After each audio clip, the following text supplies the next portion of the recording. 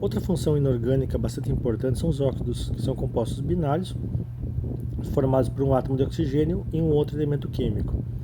Eles são divididos em 4 grupos, eu posso botar 4 subgrupos, na verdade 5. São os óxidos básicos, os óxidos neutros, os óxidos ácidos, óxidos anfóteros e os óxidos mistos. Aqui nós temos um exemplo de óxido, que é a ferrugem. Tá?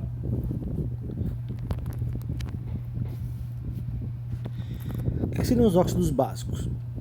Os óxidos básicos são óxidos onde o elemento oxigênio está ligado a um metal de baixo número de oxidação. Por exemplo, mais 1 e mais 2, metais alcalinos, alcalinos terrosos, o cobre, que tem número de oxidação mais 1 e mais 2, com exceção do chumbo, zinco, astato, antimônio e estanho, os quais sempre formam compostos anfóteros. Quando eu falo em relação a isso, eu falo em grande diferença de negatividade. Então, basicamente, estou falando que os óxidos básicos, eles são óxidos formados pela união de um cátion proveniente de um metal que tem baixa energia de ionização, ou seja, um metal facilmente ionizado, interagindo com oxigênio. Então existe uma grande diferença de eletronegatividade entre esses elementos. Quando eu falo em chumbo, zinco, astato, antimônio, estanho, a diferença de eletronegatividade entre eles e o oxigênio, ela é intermediária entre uma formação de ânions e uma formação de ligações compartilhamento de elétrons. Ou seja, para que eu tenha um óxido básico, eu tenho que ter uma interação de modo que o elemento formado, ele é formado através da perda de elétrons pelo metal e ganho de elétrons pelo oxigênio. Então, a formação de cátions e ânions, íons. Então, o composto básico, ele é um óxido formado pelo oxigênio interagindo com elementos, principalmente metais alcalinos, alcalinos terrosos, cobre, e eu posso citar o ferro 2. Tá? A nomenclatura. No caso de elementos que possuem apenas um número de oxidação, por exemplo, sódio, o nome do elemento químico, Na2O, é óxido de sódio. O cálcio é um metal alcalino terroso, só tem um número de oxidação mais 2, ou seja, só pode perder 2 elétrons, quer dizer, até 2 elétrons, óxido de cálcio. O bário é óxido de bário. Já o cobre, existe o cobre mais 1 e o cobre mais 2. No caso aqui eu tenho o CuO, que é o óxido de cobre 2, uma vez que o oxigênio num óxido ele tem número de oxidação menos 2. Então menos 2 do oxigênio, 2 do cobre, eu tenho óxido cobre 2. Outra nomenclatura que é dada, como existe o cobre 2 e o cobre 1, esse aqui é o óxido cúprico, que tem maior número de oxidação. O Cu2O é o óxido de cobre 1 ou óxido cuproso, popularmente chamado de cuprita. Nossa nomenclatura oficial mesmo é óxido de cobre 1. E aqui eu tenho o óxido de ferro 2. Existe o ferro 2 e o ferro 3. No caso aqui, o óxido ferroso. Então o óxido de ferro 2, ele é um óxido de caráter básico. O que significa ser básico e ácido? Você vai ver agora. Então aqui eu tenho a reação, como é que eles reagem com água. Então, em presença de água, os óxidos básicos, eles formam, no caso, bases. Um exemplo bem prático disso é, antigamente, eles pegavam, descobriam sabão basicamente, uma vez que a queima de material vegetal, principalmente animal, principalmente vamos falar em vegetal, quando a gente queima a madeira, por exemplo, ela tem uma maior contribuição de metais em sua composição, sódio, fala em sódio, cálcio, magnésio,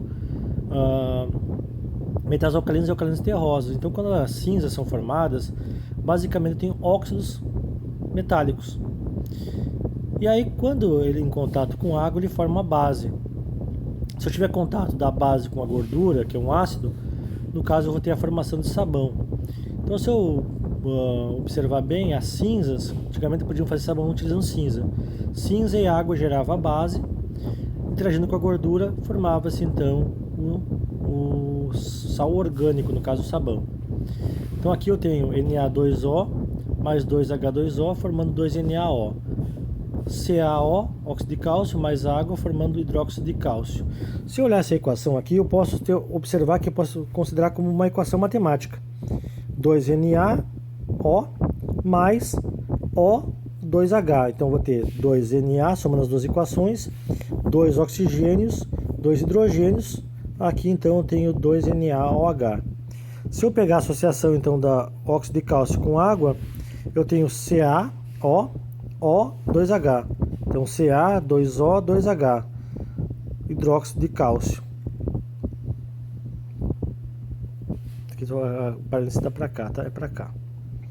Então eu posso somar as duas equações, como uma equação matemática de associação, e aí eu tenho o meu produto observado.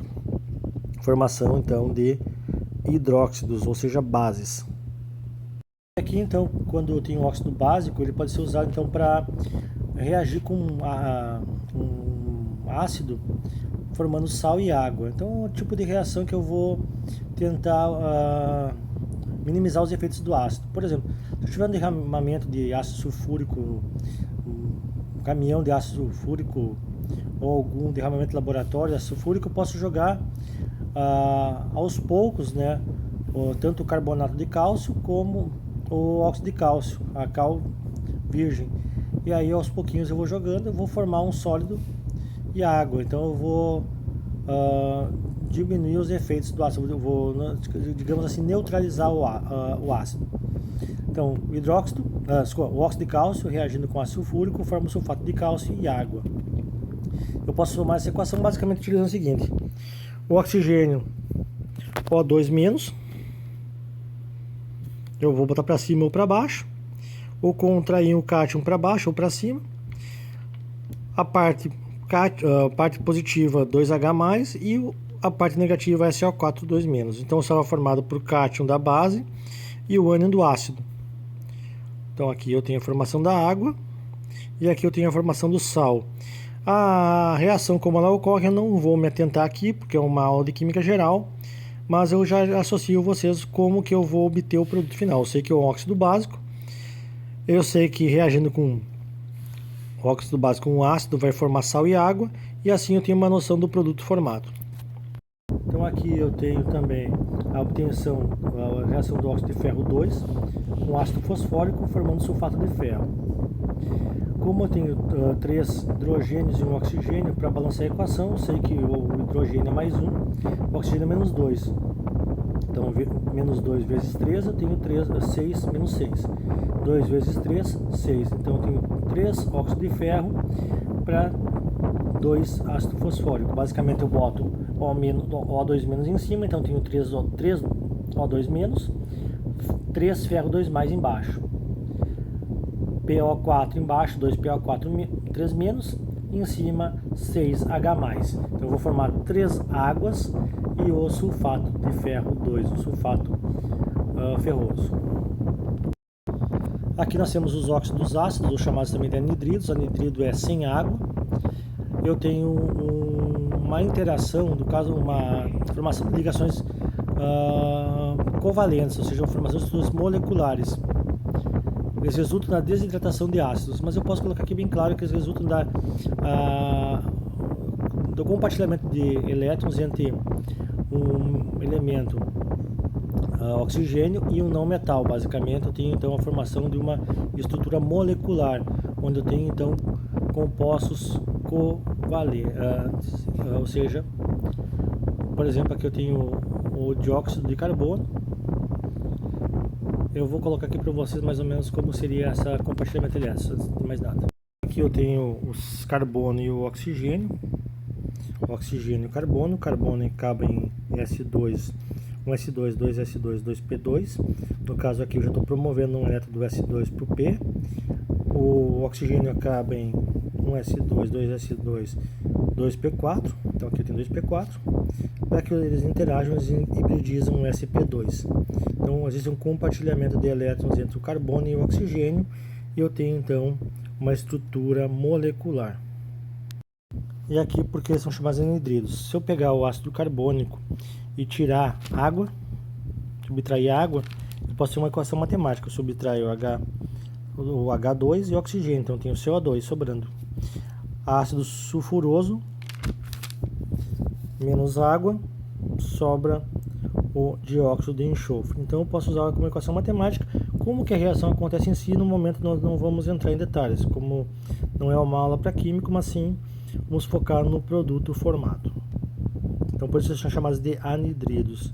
Então se eu fizer a reação contrária, se eu somar o SO2 com a água, eu formo o ácido sulfuroso. A nomenclatura deles é dada basicamente utilizando então o nome óxido e o elemento e o número de oxidação. Por exemplo, oxigênio é -2, sempre vai ser -2 no caso de óxido.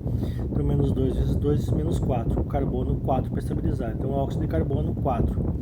Ou dióxido de carbono, ou popularmente chamado de gás carbônico. O SO2 é o óxido de enxofre 4, ou dióxido de enxofre, ou óxido sulfuroso, o anidrido sulfuroso, alguns podem chamar. Que o CO2 é anidrido carbônico. Cl2O é o óxido de cloro, o monóxido de cloro, o anidrido hipocloroso.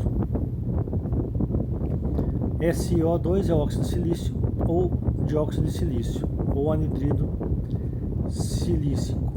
Então, só para ter uma ideia, eu pego uma observação aí, eu adiciono água e eu entendo qual seria o ácido oriundo desses compostos. Exemplo mais uma vez aqui, CO2 mais H2O, eu tenho H2CO3. Então se eu pegar essa reação inversa, eu vou ter CO2 mais água, forma o ácido carbônico. O ácido carbônico menos água forma o anidrido carbônico.